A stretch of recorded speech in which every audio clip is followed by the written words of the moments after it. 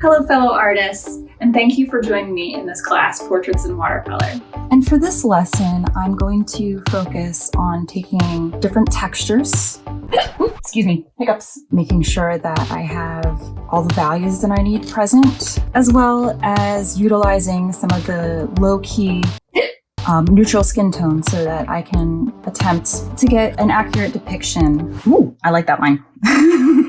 You know you're an artist when you get excited over a line.